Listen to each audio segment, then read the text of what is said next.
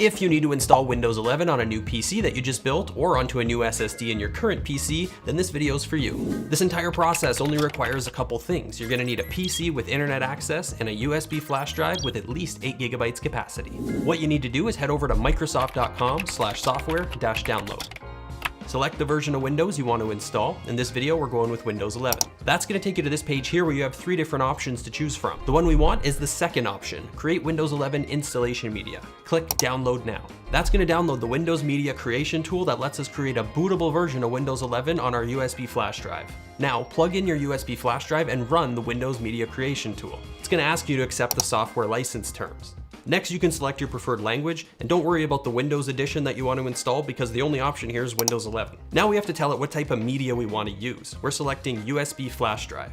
Again, there's a little reminder there to tell you that it needs to be at least 8 GB capacity. Next, it's going to show you a list of the available USB flash drives connected to your system. I've only got the one that I'm planning to use connected, so it's really easy. I just select that. And this is the point of no return for any data on your flash drive, so make sure you backed anything up that's important and then click Next. Now the tool is going to do some work and create your installation media. It takes a few minutes and you can absolutely keep using your PC while it does its thing. When it's done, click Finish and you're ready to go. Before we go any further, I just want to mention that it's best to have only the drive you plan to install Windows on connected to your system during the installation process. This is to prevent Windows from incorrectly installing the bootloader on a different drive and to make sure you don't accidentally select the wrong drive during installation and wipe out all your data. You'll see what I mean in a minute. Now, take the USB flash drive that you just set up the Windows 11 installer on and plug it into your new PC. Turn the PC on and it should boot up and take you right to the Windows setup screen.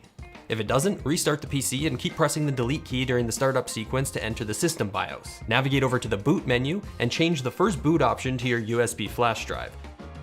And if your BIOS has a boot override setting, you can also just use that. Either way, save your changes by pressing F10, restart the PC, and then you should get here.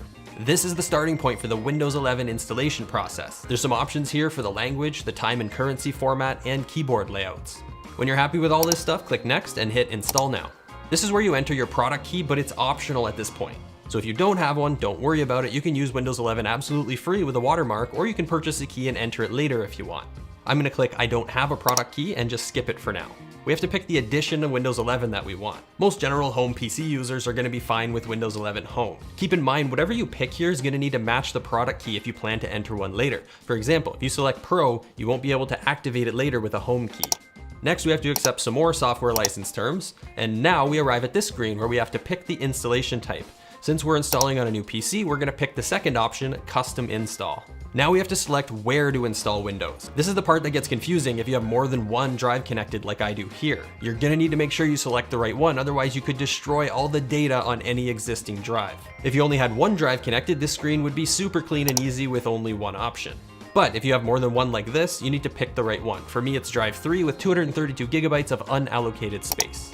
All right, now Windows is installing on your new PC. It'll restart a couple times during the process. That's perfectly normal, don't worry about it. Just let it do its thing.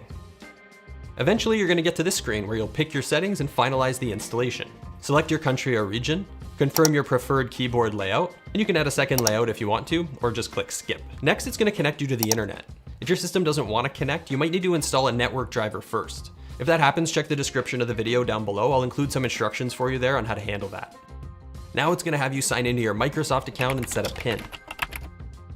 Then there's some privacy settings to review. You can turn some of these options off if you want. This screen asks what you plan to use your PC for. I'm just gonna skip that. This one's asking if we wanna bring our browsing data over from Microsoft Edge. I'm gonna click Not Now, and that's it. The system's gonna do a quick check for updates and then finish the setup process. When that's done, you'll arrive at your fresh new Windows desktop. If you got this far, congratulations, you just installed Windows 11. Now, if you didn't enter your product key during installation and your Microsoft account doesn't have one associated with it, you can activate Windows now. Open the Start menu and type Activate. Click on Activation Settings. My copy's activated because my Microsoft account has the product key attached, but you'll be able to enter yours here if it's not activated yet. And finally, if you remove some other drives for the installation process, you can shut down the PC and reinstall them now. If they're already formatted, you should be able to use them right away, but if they're new drives, you'll need to initialize them first. Open the Start menu and type Disk Management. This tool will open up and it'll show you all the drives connected to your PC.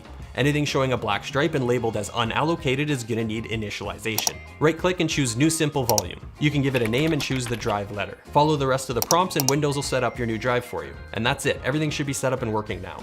If you run into any issues during your installation, drop a comment down below. Hopefully either myself or someone else will be able to help you out. Give the video a thumbs up and subscribe for more content, and we'll see ya.